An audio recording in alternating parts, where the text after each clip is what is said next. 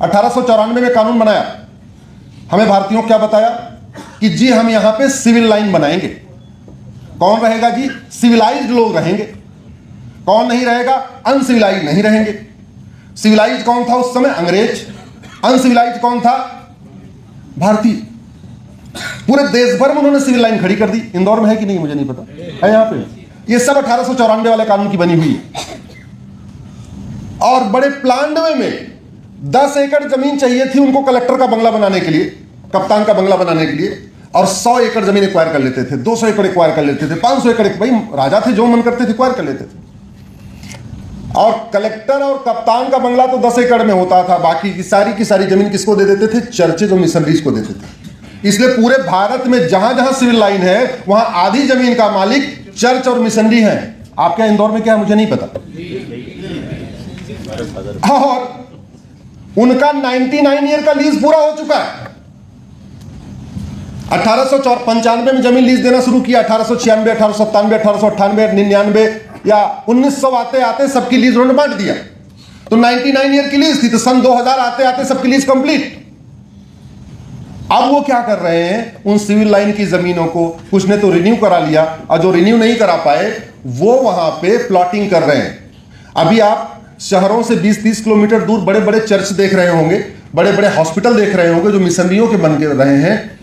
वो केवल विदेशी पैसा नहीं है, वो सिविल लाइन की जमीन प्लॉटिंग कर रहे हैं। क्योंकि सिविल लाइन की जमीन बहुत महंगी बिकती है, इधर एक बिस्वा बेच देते हैं और बाद में 1 एकड़ जमीन खरीद लेते हैं। सिविल लाइन में 10 बिस्वा बेच दिया, बाहर जाके 10 एकड़ खरीद लिया, फिर 10 बिस्वा बेचा, 10 करोड़ 20 करोड़ मिला, उसी से इंजीनियरिंग कॉलेज बनवा दिया, मेडिकल कॉलेज बनवा दिया।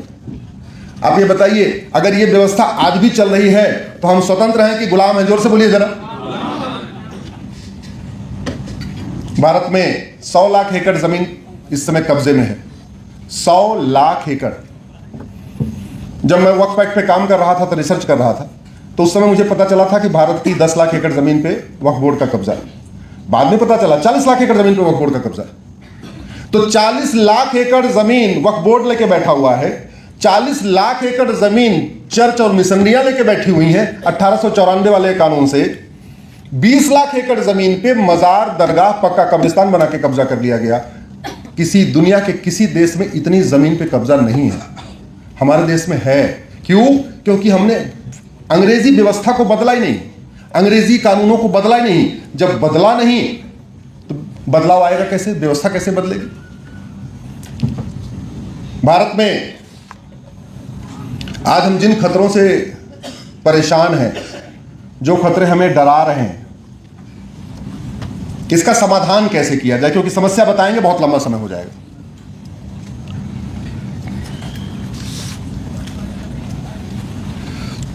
पहले अनपढ़ अनाड़ी आतंकवादी बनते थे, फिर थोड़ा और मामला आगे बढ़ा, इलेक्ट्रीशियन, प्लम्बर, फिटर आतंकवादी बनने लग गए।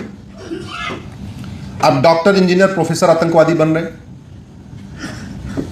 अभी रिसेंट घटना हुई है कि 2 लोग भाभा एटॉमिक रिसर्च सेंटर, जो हमारा सबसे सिक्योर्ड हमारा परमाणु सेंटर है, वहां 2 भाई 30 साल तक वैज्ञानिक बन के काम करते रहे।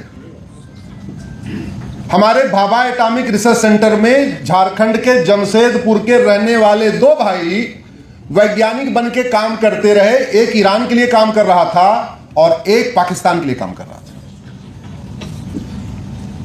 पकड़े गए। क्या उनको फांसी होगी? बिल्कुल नहीं होगी। क्या उनको उनकी प्रॉपर्टी जब्त होगी? 100% बिल्कुल नहीं होगी। क्या उनका narco polygraph and mapping test होगा? बिल्कुल नहीं होगा। क्यों? व्यवस्था बदली नहीं, सिस्टम बदला नहीं। मेरी कोशिश यह है कि सिस्टम बदल जाए, क्योंकि बीमारी डॉक्टर बदलने से ठीक नहीं होता, बीमारी ठीक होती है दवाई बदलने से। मैं दवाई बदलने की कोशिश कर रहा हूं, इसी के लिए करता रहता हूं।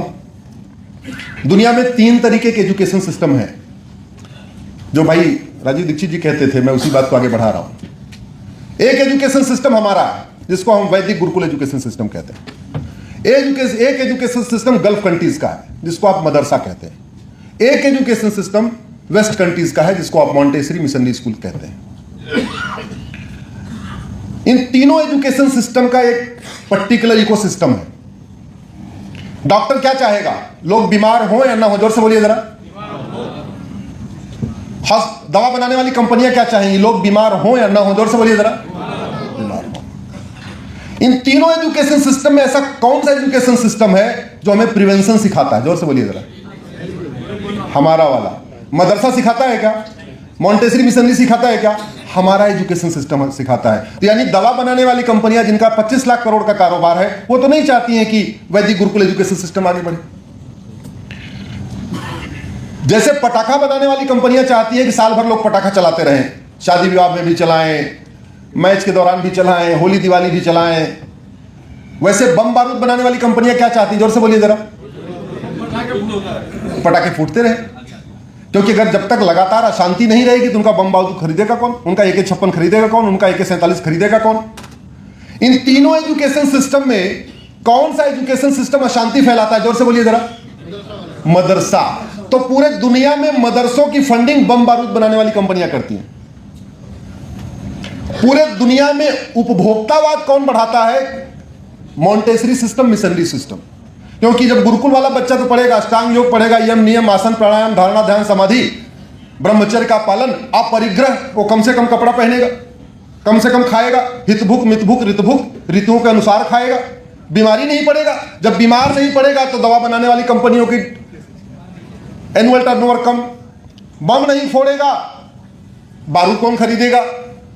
तो पूरे की पूरी दुनिया में कुछ सेट ऑफ कंपनीज हैं जो मदरसों की फंडिंग करा रही हैं, मदरसे बढ़ा रही हैं, जिससे उनकी डिलीवरी कंटिन्यू बनी रहे, उनका प्रोडक्शन बढ़ता रहे, वो है मदरसा। जो कंज्यूमर गुड बनाने वाली कंपनियां हैं वो चाह रही हैं कि मिशनरी स्कूल और मॉन्टेसरी स्कूल खूब फैले, क्योंकि मॉन्टेसरी और मिशनरी हमें उपभोक्ता बनाती है, कंज्यूमर बनाती है, हमें इंसान रहने नहीं देती। हो अपनी सिस्टम उनका ऐसा है कि हम कंज्यूमर बन जाते हैं।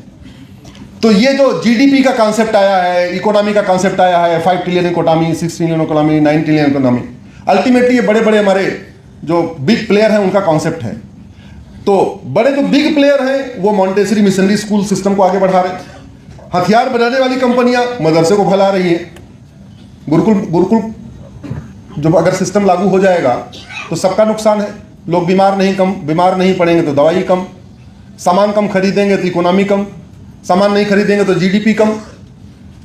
तो इसलिए धीरे धीरे गुरुकुल वैदिक सिस्टम हमारा कमजोर पड़ गया, लेकिन मानवता के लिए वही सिस्टम जरूरी है। इसीलिए मैंने PIL फाइल किया कि भारत में माइनॉरिटी मेजॉरिटी का कॉन्सेप्ट खत्म किया जाए, जो आपकी बात थी।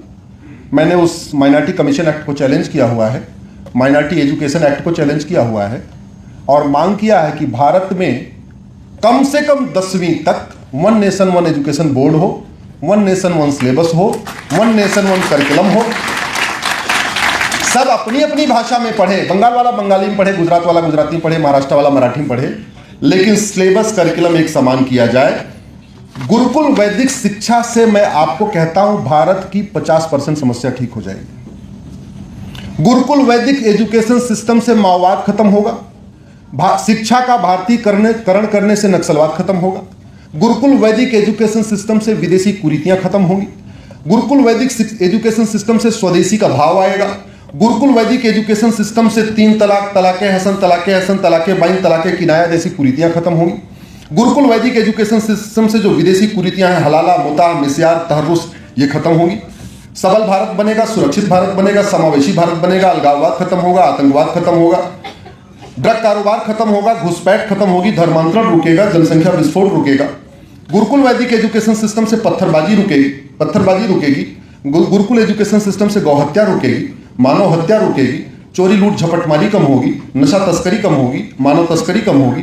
गुरुकुल वैदिक एजुकेशन सिस्टम से बाल विवाह रुकेगा, बहुविवाह रुकेगा। ऐसे भारत की बहुत सारी समस्याओं का समाधान गुरुकुल वैदिक एजुकेशन सिस्टम से हो सकता है। हाँ, स्वाभाविक सी बात है, इकोनॉमी थोड़ी डाउन हो जाएगी। ऐसी इकोनॉमी लेके हम क्या करेंगे, ऐसे विकास को लेके हम क्या करेंगे जो विकास के साथ हमें विनाश दे। अब समय आ गया है इस विकास और विनाश के बीच में एक बैलेंस बना के काम किया जाए, और वो हमारा गुरुकुल वैदिक एजुकेशन सिस्टम ही देता है।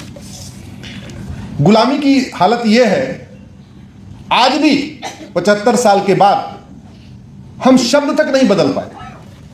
हम आज भी थाना को थाना कहते हैं, हवलदार को हवलदारी कहते हैं।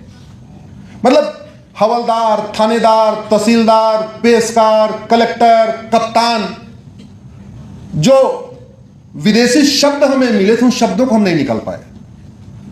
भाई थाना क्या है? सुरक्षा देने के लिए बना है ना, तो थाने का नाम क्या होना चाहिए? प्राथमिक सुरक्षा केंद्र। जोर से बोले, होना चाहिए कि नहीं होना चाहिए? अगर जैसे प्राथमिक स्वास्थ्य केंद्र होता है तो थाना क्या कहलाना चाहिए? प्राथमिक सुरक्षा केंद्र। तो थानेदार क्या कहलाना चाहिए? प्राथमिक सुरक्षा अधिकारी।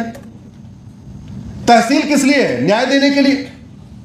तो तहसील का नाम क्या होना चाहिए? प्राथमिक न्याय केंद्र। और तहसीलदार कौन होना चाहिए? प्राथमिक न्याय अधिकारी।